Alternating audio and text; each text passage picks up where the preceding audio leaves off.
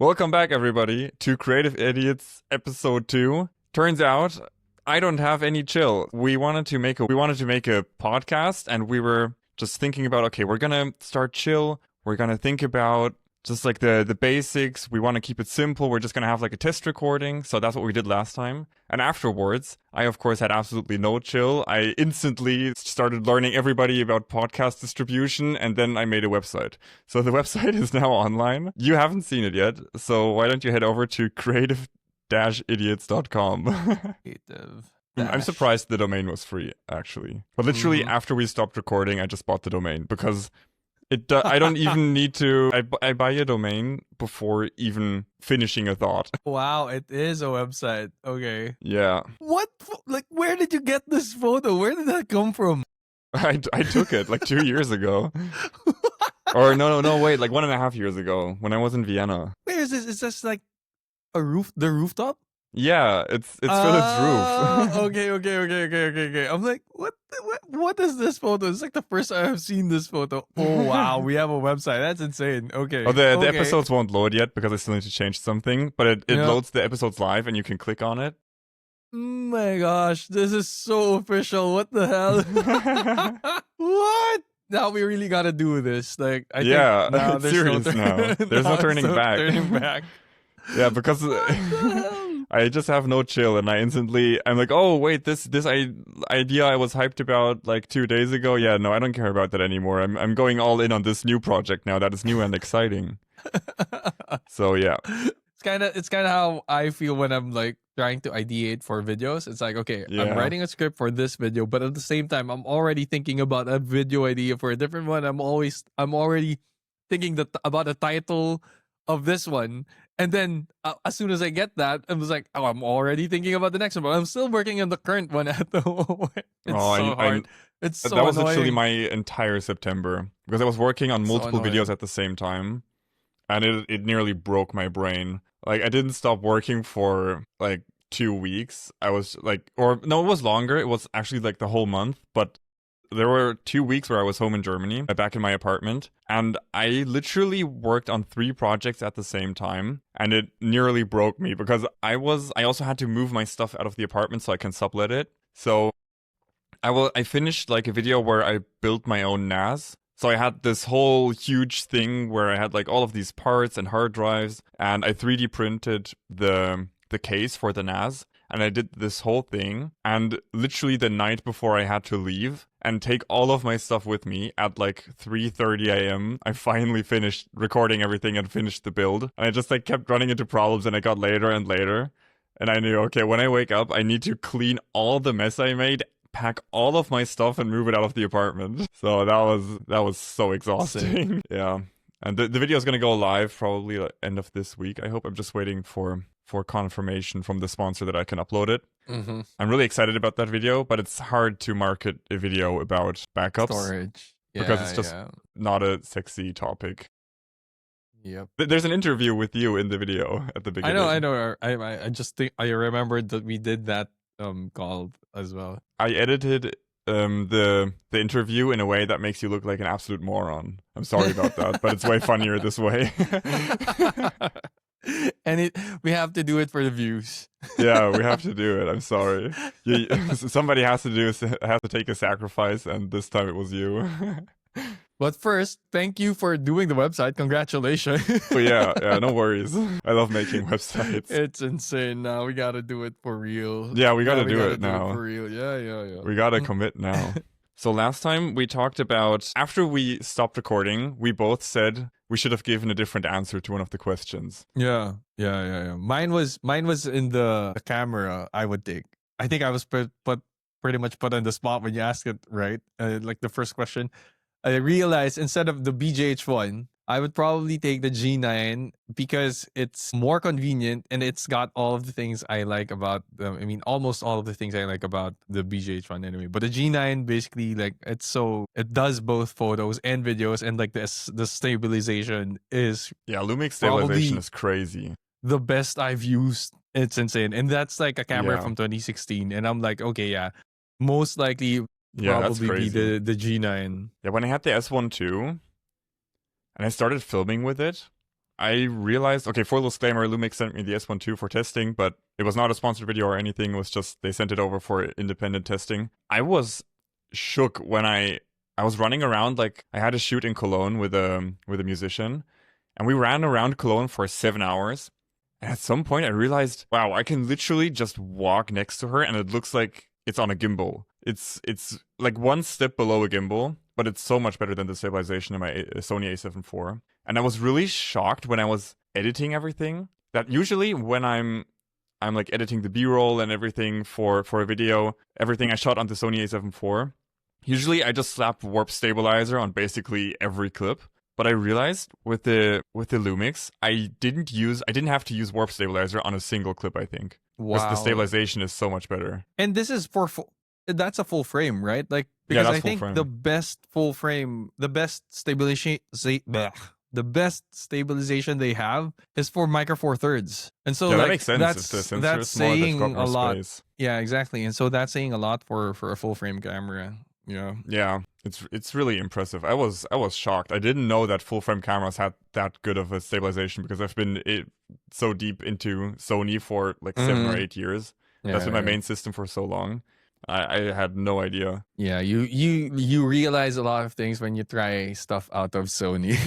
Yeah, that's actually one topic I wanted to talk about. Huh? Because when I uploaded the Lumix S1 II video, people were like, this is obviously sponsored, this is horrible. And sell out. I thought about this like an hour ago. I don't understand like why people have this inherent need to pick sides on something. It's the same in politics or whatever. It's always one side versus the other, and everybody who's on the other side is wrong. And same with the Lumix stuff. Like, in the title, of course, I had like, sorry Sony, but this is better, because I realized that my Sony gear was really lacking compared to the S1 II. So that was genuinely my impression after testing that camera and using it exclusively for over 2 months. And then people are just like, oh, he's saying so much positive stuff about this one company, that means it has to be paid and sponsored. Even though I have a disclaimer at the beginning exactly detailing how the relationship with Lumix worked, and that they only sent this for testing and no money exchanged hands. But it's always picking sides. It's always one side shooting against the other, and if you're on this side, you're wrong, and if you're on this side, you're right. It's so weird. I don't understand why people do it. Why do we always have to be so like black and white and polarized? Because in the end, it doesn't make any sense. It's just a company. And if they make the camera that is better for doing my job, then I'm going to choose that. And if it's worse, then I'm going to say something about it, like as my job, as a person who reviews these things. It's human nature. Like, you want to be on the right side of things, right? Not saying that one is right, one brand is right or whatever, but it's like, that's why I think the psychology of like making a choice, making a decision on something, more than anything, I think that's it. But specifically when it comes to camera gear, it's really, I think, more of I don't know what the right term is, but like I said, I mentioned a while ago, you start to realize there are a lot more things when you go out of Sony, or like if you're a Fuji user, if you start to go out of Fuji, you realize, oh, there's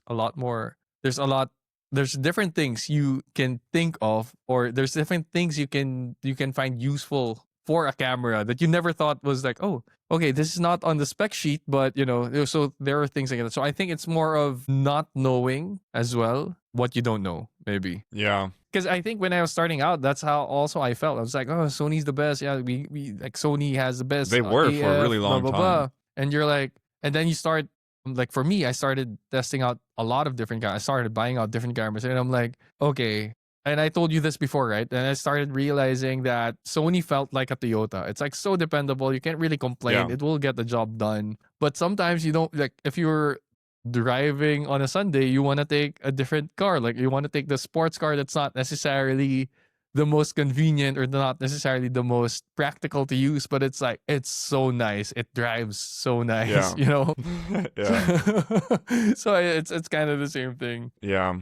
The thing is, I also think people really identify with the brand they use and with the purchases they make. Because I once for sure. made a video like over probably almost 3 years ago that was about like one of the older FujiFilm GFX cameras, the GFX 50R, I think, which is like a 50 megapixel one, but that was still like relatively early digital medium format. It was already better than like some of the older Hasselblads that I used. But like, because the problem was always with digital medium format that they were relatively slow, autofocus wasn't that great, and they were really just a bit clunky to use. And they dropped in price quite a bit, but when I made the video about it, it was still over $2,000 on the used market. So in the video I said, like, this is fun, the image quality is great, but it's not that much better than something like a Sony a7R4 that has 61 megapixels. Yeah, the sensor is a bit smaller, but it's also way smaller, way quicker to operate. It has better resolution even. The Sony glass is really good, and I just said it doesn't make that much sense to buy one of these older GFX cameras over something that can actually be used as like a workhorse that is fast, operates quick, has stabilization, really, really fast autofocus and stuff like that. You just have so many trade-offs while paying the same amount of money for just a little bit of maybe better image quality. And people were so mad. It was crazy. And they wrote paragraphs. Literally, the New York Times called to ask who wrote these. It was crazy. New York Times actually called? No, that was a joke, man. That was a joke. No, but they kept writing these like insane paragraphs in the comments. I've never gotten that much flack in a video comment section before, and it was all people that had owned the camera, obviously, and they were mad that I said something bad about their camera. But like, I don't understand why. It's just because I said it's not worth it for the price it's at right now. It doesn't mean that it's not right for you. It's your decision, it's your money. Just buy whatever you want, what makes you happy. I don't know why they were so mad that I didn't like the camera that they were using. But it's just a thing that I think people really identify with the gear they use. But that was really eye-opening when I posted that video. It really goes back to psychology, right? Like, yeah. People, this is the same reason why people buy Rolexes, for example. You don't buy a Rolex because you need a watch that tells time. Yeah, that's true. You identify with something. And so I think it's the same with cameras. Some people will buy a will subscribe to a certain brand because that's where they feel most connected with. Like, you've got like pros who do these back-to-back shoots and everything, and like high production stuff, and so you got, naturally there are people who be like, okay, this is better than this.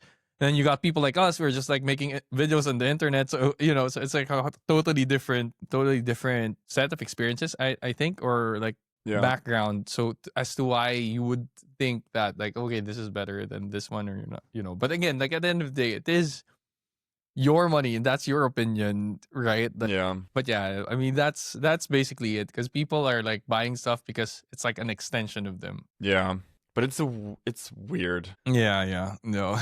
Yeah, I totally get that. Yeah. So the answer I wanted to change from last episode was that we talked about what would I do with unlimited money if somebody gave me unlimited money for a project.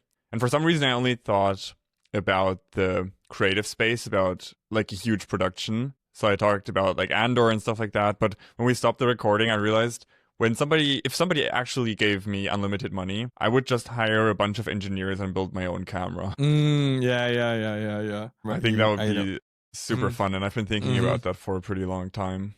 I'm not sure what I would make, but I think no matter what you do, though, it's always gonna be like still it's $10,000, or like people will start saying. It's like the Nikon ZR. It's such an amazing camera because it's $2,000. That's like a big selling point. But when you think about it, okay, it could be better, right? Like, but again, but it's like, yeah, there's always going to be something that people will say, right? Like, even with whatever camera. So I think even if you spend so much, or even if you hire so much help, so like the best engineers, and you design your own camera, I still think people will say something. Yeah, I mean, if you start a new camera company, you're not going to win any price to performance races, because companies like all the big ones, they've been optimizing their production and supply chain for decades. So there's absolutely no chance that you can compete with them. You would, however, compete with people like Leica and the Pixie camera or stuff like that. But I think it could work depending on what you do. Would it be a hybrid or like a more like photocentric or more video centric cam, you think? Like if you were to make that today, like what do you think I it think would I would be? make it photo first because it's easier. Mm. Like processing power wise, you just need so much more for video and you need so many more features. The autofocus has to be better and stuff like that. Maybe I would build one that has a rangefinder system. So like an optical rangefinder system like Leica or the Pixie camera.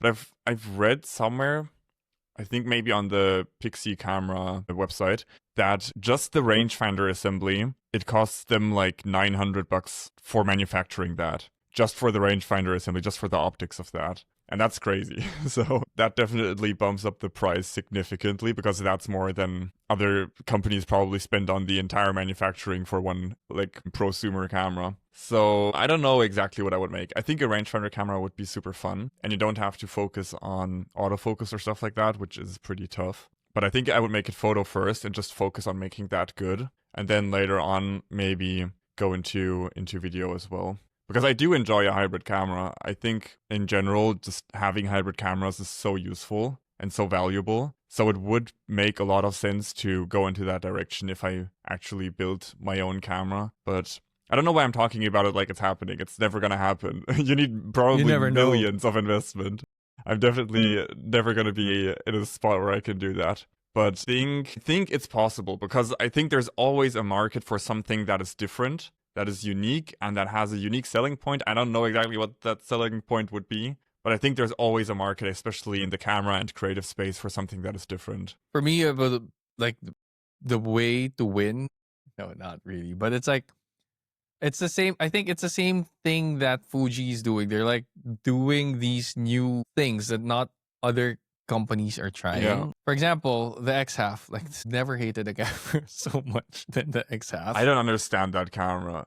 It could have been so good. They did this one camera that's really different. Like, to their point, it is different. It is designed for something else. It's like it's a totally different experience, and you have to give them credit for that. But it's like if you priced it at 800, I think, was it like 800? So it's like 850, like I think. 850, like you have the XM5, where it's just like basically the same price. Yeah, and it doesn't have a lens, but still, it's like I don't. And the main argument is like, oh, it's just not a camera for you. Like, I would understand that if the camera was not 800 and it's not like the same price as this one. So I think a price will really, like, in terms of like doing something new, doing something different, price is always going to be like a huge factor of like this. Again, it's not like it's happening soon, but I think that when you design your camera, that's like going to be the thing. It's like if you have to price it accordingly to like what, I mean, yeah. I don't know anyway. It's like if I like when I say according to the market, but the market says, oh, the X-Half is cool, then I don't really know what I'm saying at the end of the day. But yeah, I didn't really like. It's like if the X-Half, I hate the X-Half because of the pricing. So the pricing is like a big point, but I really don't like the idea of a digital, like the digital what's this? Digital half frame. That one I really don't understand. It's like the half frame camera made so much sense back then because you're trying to save on a roll of film, but to make it digital, it's like what it's like gimmicky. That's why for me it's a gimmick and not really, I don't know. It's more of a gimmick. It's and because it's a gimmick and you price it so expensively, I think that's why it's irritating to see, even if I've never planned on buying it. That's also like you were talking about things that you don't really get with people on the internet, for example, when it comes to cameras. One of the arguments that I've been, I don't know, hating to see recently is like, why are you complaining about a camera if you weren't planning to buy in the first place anyway? It's like, it's as if you're not allowed to be disappointed in something just because you weren't really planning to buy it in the first place. Like, that doesn't make sense to me. It's like saying I can't be mad about a political issue in a different country just because I'm not from there. That's how I feel about it. It's like I feel like I still can get irritated even if I wasn't planning on buying this thing, whether it's a camera or like, no, I mean, I say the same things for like other luxury items. So is it wrong for, I don't know. People can say, oh, a Rolex is useless, even if you weren't planning to buy a Rolex in the first place? Yeah. Why do you get true. to why would you why would you throw that in their face? It's like, oh, you're complaining about Rolex, but you're not really planning to buy a Rolex in the first place, so don't complain. I'm like, like, doesn't make sense to me. The thing about the X-Half that really just broke it for me, I was really excited about this camera. I checked all the rumors and stuff like that leading up to it. I was really looking forward to this camera because I was waiting for Fujifilm to make another small, pocketable camera, something similar to the XF10 or the X70. I was looking forward to something like that, and I thought it would be that. And I don't mind the half frame, because I always think it's a win if a company actually tries to make something interesting and not just makes another black rectangle full frame camera. As long as we get something that is in some way different and a company's trying to innovate, I think it's always a win. Same with phones, because they're all the same, and if somebody finally tries something that is different, I think it's always a win for the market in general. So I did like the idea of the X-Half of having that vertical sensor. I think that's a really cool thing that they tried that. But what I really don't understand about this camera, and that is like the only reason why I didn't buy it, was that they didn't put a proper flash on it. It's just like an LED bulb. It's literally, they completely missed the target audience of that camera, because the thing is, over the past 4 or 5 years, film has really gotten popular again, especially with the younger generation taking photos at parties with disposable cameras and stuff like that, which I've made videos about. And when film became more expensive, the digicams became popular. So people were buying these really old 20-year-old 5-megapixel digicams. And what really sells the look of these cameras is the direct flash. Same with disposable cameras, because you can only use them indoors with the flash because they have like an f10 or f11 fixed aperture. So you really need that direct flash to freeze motion and to get the scene bright enough to use these older cameras that have really bad low light performance or have a fixed aperture or stuff like that. So you need the direct flash for this look. It just does not work without it. And not putting a proper flash on the camera, it's the dumbest thing I've seen. That camera could have been so good, but why did they not put a proper flash on it? That literally ruined it. I get what you mean, and it's interesting because I think you're the first person I've heard say that about the X-Half. Like, that's your biggest complaint. Like, it's such a specific thing. So that's really interesting to hear. Yeah, because I feel like most people who would be interested in that camera are ones looking for that film look, because it only shoots JPEGs. It only does the film simulations. So that's, if you're buying that camera, you're definitely interested in the film look. And you're definitely more of not a photography person probably, but more of a lifestyle person first. And you want to document your life in a way that is aesthetically pleasing to you, which I think most of the younger generation who are looking to buy a cheap film camera or are running around with a digicam are trying to do exactly that. And they just completely missed the target audience by not putting a proper flash on it. I did not understand that decision. Yeah, but I would say at that point, it's like, then I'd rather, because I've been looking at handycams, digicams as well, so it's like I would rather then get a digicam at the end of the day, if you know. So it's like a digicam is a better 50, purchase, 100, 200 or something. Yeah, get a digicam that can maybe even shoot RAW. And they do, like a lot of these. Yeah, slap a Lightroom preset on it that looks a bit like film, and Bob's your uncle. You've paid maybe $50. I've got a friend who does that. He has a digicam and he just slaps some of my presets on it. And he's always been happy with that. Yeah. Well, the X-Half, oh my god, I can't. Yeah. I was like, I've never hated something like that. I don't hate it. I just don't understand why. I don't understand. It could have been so good. I was looking forward to it so much. It's oh man, I don't want to get started. Like, so many things. It's like anyway, I think it could be a topic for X-Half or something, like a different episode, an entire episode just for the X-Half. Yeah. Yes, I agree. We're gonna do that as a special at some point. Oh, we should do like a special where we just get an X-Half and actually take photos with it, and then we just get mad about it. No, maybe it's good. I haven't tried it. I can't fault it too much. I haven't tried it. but this one thing is a deal breaker. So you told me that you started using Resolve because you've been using Premiere for how long? So long, like ever since I started, man. Like 5 years, maybe 6 years, 5 years, I think. Yeah, and you've had videos about Premiere. You've worked together with Yeah. Adobe on, right? Mm-hmm. And the birdie told me that somebody has got a Davinci Resolve Studio license. Not yet the license. Not yet. Just Okay. just a free version. Just the free, okay. But you had the speed editor, right? Yeah. So the speed editor I was able to buy off of a Flowmart here in Vienna for 20 euros. So Damn. I thought I could sell mine for more. 20 No, euros is crazy. I know. That's why I was insane. like, I'm buying it. Yeah, I would have too. And I the paid funny way thing more. was, I know exactly. And the funny thing was, I went to this Flowmart and I wasn't really looking to buy anything. I was just like walking around, and then like out of the corner of my eye, I saw the box, like speed editor, and I was like, the guy when I asked, I walked up to the guy and I was like, how much for the speed editor? And he was like, how much do you want for it? And then he was like, I was like, oh no, I'm just like, I know what it is. I'm just curious. Because in my head, I was like 150 or 100 to 150 would have been like the threshold. Yeah. And he was like, you know what? I'll let it go. You seem like a nice dude. I'll let it go for 20 euros. I'm like, wait a minute. Wait. It's like, Hold it's up. a good thing I did. It's a good thing I didn't say anything. I'm like, holy shit, 20 euros. And he's like, but it doesn't have Davinci. I'm like, I don't mind at all. It's like, it doesn't have the license? Yeah, $5. Nice try, buddy.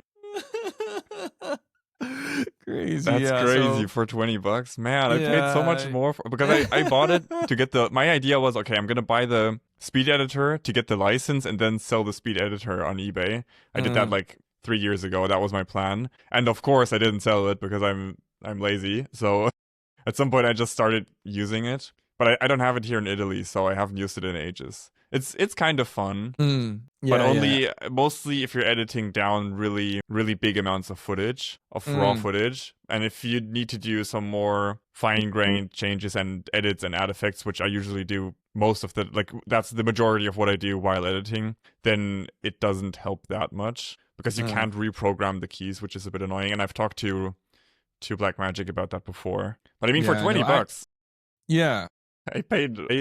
I mean, if you take out the cost of the license, I paid at least 120 for mine. Yeah, exactly. Yeah, and that's why that was the figure in my head. I'm like 100 or at least 150 at the max. But he's like, no, I'll let it go for 20. I'm like, wait a minute, let me just quickly pull out.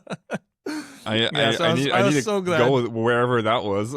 I was so glad I didn't say 100. I was like, holy shit. It's a good thing. Oh man. But yeah, like using it has been so much fun, the speed editor, and I like you said, I think for me it gets the starting and it helps me a lot in starting and like up until the middle parts of the edit.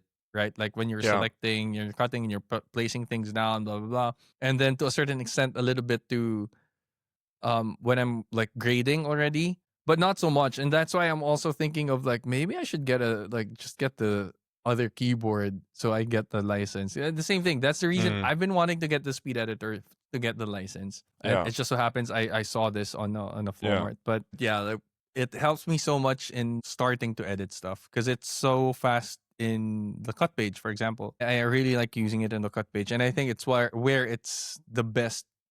It's definitely made for the cut page. Like the cut page, so it's like so fast, and it's like just scrolling through the thing is a lot of fun. Like the it's so fun to fidget with it. I love it. Yeah, so it's like okay, and then I get to the grading, and the grading, of course, like because I don't have the other keyboard, you're like using the mouse or the trackpad. Yeah, but I'm still able to it just makes it a lot more fun for me because I've been using, like you said, I've been using Premiere for so long, and you don't really have that with Premiere, and just like the totally different experience makes it a lot of fun. So I like. So how are you liking Resolve in comparison to Premiere? What was your first impression? No, and I even made a video about it on my channel. It's like why I'm not switching to Resolve, but that was like maybe 2 years ago already. Yeah, I think, oh my gosh, if that was 2 years ago already, that's insane.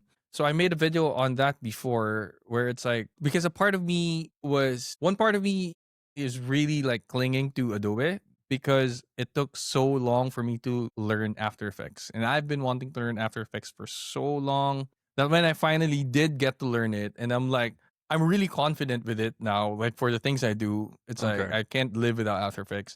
So I'm like, I just learned this thing. I'm not jumping on this other software because people are saying it's so good, blah, blah, blah. I'm like, I know it is, but it's like, maybe not right now. So that was like one part of it. And just like how I'm so embedded in like the Adobe system. Like I've been using Adobe way before I was making videos. Like even as an architect, like I've been using so much of their software, right? Yeah. But first, this isn't exactly the first time I've used Premiere. And the first time I used Resolve.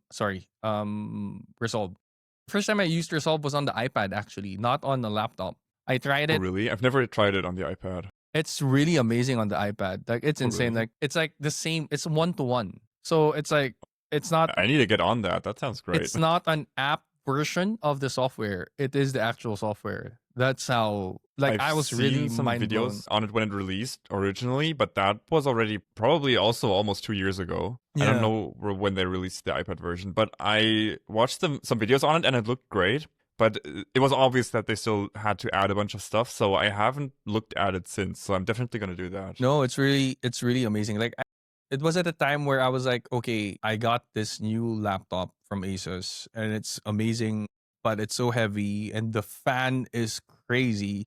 Yeah. I wouldn't imagine using it on a plane, for example. At the time, I was doing a lot of travel, so I was like using it. Like if I pull it out on the plane and the fan starts throttling, it's like, it's like. In the middle of like, everybody. In the middle. I had a laptop like that in the past. Yeah, that's gonna be crazy. So I was like, it came at a time where it's like, I want to simplify my approach. Maybe I don't want to do heavy, not for everything, not to do After Effects for everything, like heavy compositing VFX or stuff. So why not look for a portable solution? And I was like, okay, I have an iPad. What can I do with an iPad? I saw the Resolve app and I was like, okay, let me try this. And then it was really amazing because you literally can move back and forth between a laptop and the iPad. So it's like with if the Blackmagic Cloud. No. I mean, if you export the project, for example, if you start a project on the iPad, you export the project and then you go to your computer, you load it back there. Okay. It's the same thing. It's like damn.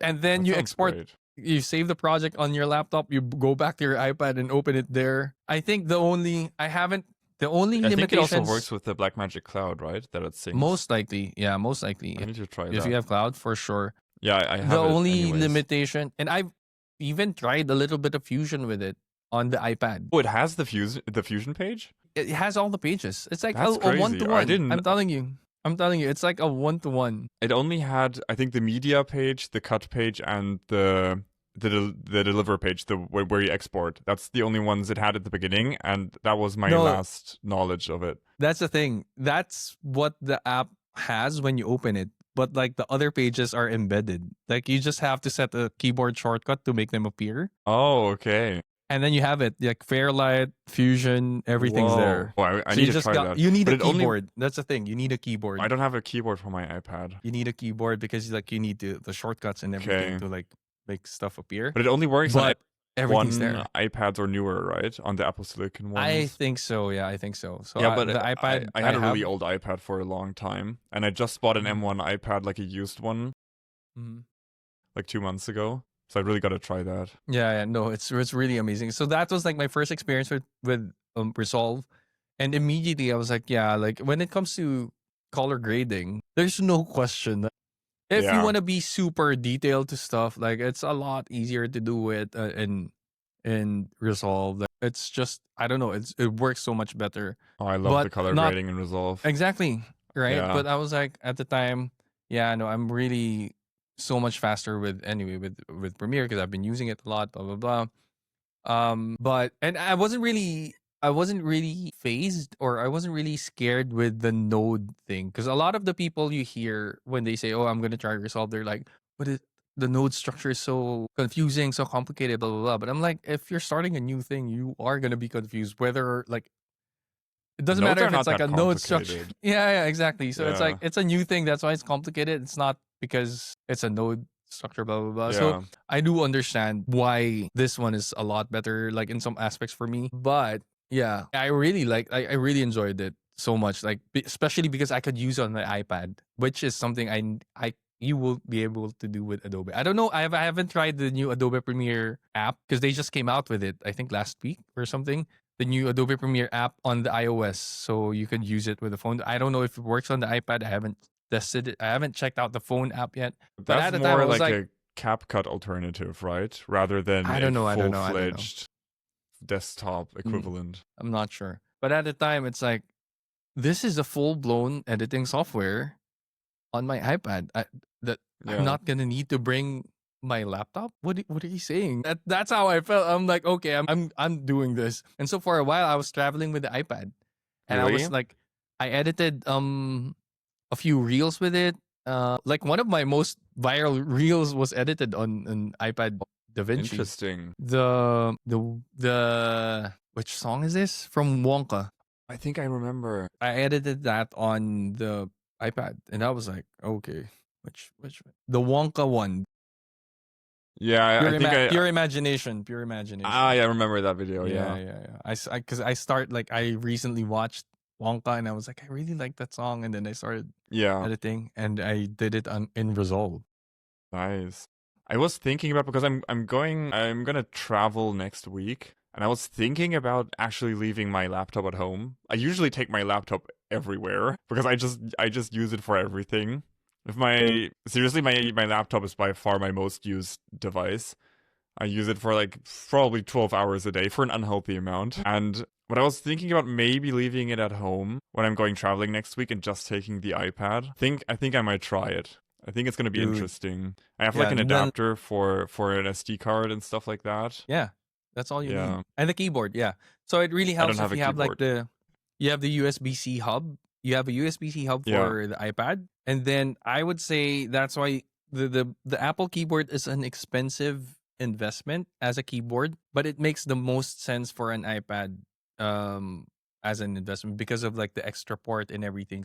That's the only reason I got the iPad Magic. You mean like the keyboard. case that you can It's use like the floating- magnetically put the iPad in? Yeah, yeah, Okay. yeah. So I got that because it has basically a charging port in the case. Because a lot of the other keyboard cases don't have that. So you will be limited with like you can charge. You'll be able to charge the case, but it doesn't really charge the iPad. Like a lot of those cases, a lot of the iPad cases are like that. The other ones, and this one, like you can charge the case, it charge the iPad, and then you have one free USB port at the end. But it's like you, Okay, that's nice. yeah, it just made a lot more sense. So at the time, I was like carrying this USB-C hub from Satechi, and then the keyboard, the Magic Keyboard. And dude, like if you get to try it, I'd love to. Maybe we'll do it in the next one of the episodes, and we're like, Yeah, I'm gonna try it and I'm gonna report back in one of the future episodes. yeah. But everything's there. All the pages are there. Like again, Okay, that's great. I learned how to do a little bit of Fusion on the iPad. This was before I tried it on my laptop. Interesting. I'm very Right. interested to see how it performs in Mm. Fusion. And like I feel like I even feel like exporting on the iPad is a lot faster than like if you're doing it on a computer or something. I mean, Apple Silicon I don't is know. crazy well optimized Yeah. for video stuff. I've got an M1 Max MacBook Pro, and it's so good. I had an M1 MacBook Air before, which does not have a fan, and I used that to edit like Red RAW footage. Wow. I used the MacBook Air without a fan over my like big beefy desktop Windows computer with like 12 cores, 24 threads and stuff like that. But I used the MacBook because DaVinci Resolve just performed better, I felt like. And Apple Silicon is optimized so crazily well for video workflows. It's actually crazy. So I'm really looking forward to testing it on the iPad because I think it should give me similar performance. It's also an M1 chip. So Yeah, I I'm know. really interested in trying. My main editing machine now is a MacBook Air as well. I got it because specifically because it didn't have a fan. Yeah. I mean, I only hear the fan on my MacBook Pro when I export like a longer video. Yeah. Or when I do something in Blender. As an architect, I never used a Mac. Like as an architect, Macs are not really the best for architecture work. So like for the longest time, I stayed away from it. But then as soon as I like stopped while practicing as an architect, I'm like, okay, maybe now's the time to use a Mac. And I'm like, man, I'm so happy. Like it makes sense. It just makes so much sense if you do a lot of media. Yeah, for media, I feel like it's so well optimized. Good. It's really, really good. More than the style points. It's really like I had the same for a really long time. Because I'm, as a computer science interested person, for a really long time, I was like, oh, Apple is horrible, and they have like all of these limitations and whatever, and they're so expensive. And I was like a full-on, I was a full-on nerd just using Linux on a ThinkPad for a few years. Wow. Yeah, so I was like super deep into it. But when I started doing more video, especially like for YouTube and everything, and I started taking that more seriously, I did realize that it does just make a lot of sense if you're working with video because it's so well optimized and it works so well. And I've just been slipping more and more into the Apple ecosystem, and now there's no going back. I'm all the way in now. I've bought all the things. They really get you. It's so hard. It's so hard. Like I got sent the Samsung phone recently, right? And I really love it. The Fold. It's such an amazing phone. I'm so happy I didn't have to pay for it. Because it's expensive. It's like 2,100 euros for a phone. It's insane. It's like insane. It's a MacBook Pro. It's like a different camera. It's like 2,100 for a phone. So I'm really happy I didn't have to pay for it. Thank you, Samsung. Disclaimer: they paid him for it. Don't sue us. Yeah, but it's really good. Like, oh man, like it's so much. It's amazing, especially as a productivity tool. Anyway, but the only reason I haven't jumped completely onto it is because the Apple ecosystem, like the Find My, for example, I've been to be fair, I've been able to replicate all the stuff, almost all of the stuff I need with Apple, especially like AirDrop. Like there's even an app that's much better than AirDrop. Oh, really? And now it's even better because I can AirDrop between Mac and Android, for example, because of the app. Oh, that's cool. And it does everything AirDrop can, like copy paste of text or like videos, files, whatever. So it's the same. It's exactly like AirDrop, but like much more dependable, in my opinion. Because like I have had so much problems with AirDrop.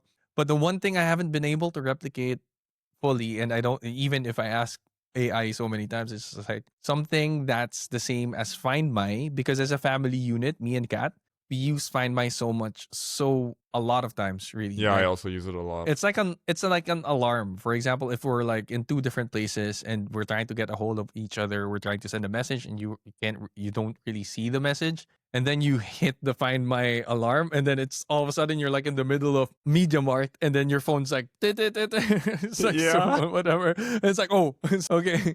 There's nothing like that for Android. Like there is a Find My equivalent, but like the alarm thing, like the ability to ping the other phone no matter where it is, as long as it's like on. Yeah, that's really nice. Yeah, and it's especially when we're traveling, like it's like sometimes if we go through different locations and areas, and it's just like, okay, we'll meet at this place, blah blah blah, and then you set the Find My, and it's like, oh, it's time to go. It's like, okay. Yeah. There's nothing like that for Android, but yeah, that's why. So you guys just use it like as a call? Yeah, exactly. It's like to bypass that your phone is in silent mode. Yeah. It's like if your phone, it doesn't matter if your phone's in silent. Funny. Like it's gonna make a noise. It's like you'll be. I've never heard that before. That's actually a crazy use case. So we always do that. Okay. It's so nice. But it's so loud, right? It's louder than a normal call. It is. And it's not just like about being able to track the locations and stuff. No, it's specifically that ability to ping the phone, even if it's on silent. Like, it's super helpful, actually. It's annoying, but it's super helpful. Interesting. I've never thought about using it like that. I'm going to start doing that to people. Yeah. No, like, if you have... Like, you have an exam right now? Yeah, no worries. I got you. Do that to your family. Your stuff was like a prank or something. It's like, what is that? But yeah, that's what we do. We use it. Okay, let's do one last question. Well, we didn't do really any questions this time, but let's do one question and then we're gonna wrap it up. What was your biggest regret during your career as a creator? Biggest regret? Okay, I have a really good answer for this. It's actually not starting earlier, because, for example, I never really thought of myself as starting a YouTube channel. What I really wanted to do was a podcast because I was so afraid to be in front of the camera. And at the time, I was like listening to a lot of podcasts, and I was like, something I can do. I don't need to show my face, just audio. And it's like so casual. It's like, I want to do this. And for like, I was trying it out. I was recording voice notes on like while I was driving. I was back in Manila at the time. I was like, while I was driving or like somewhere else. And then I never really got to it.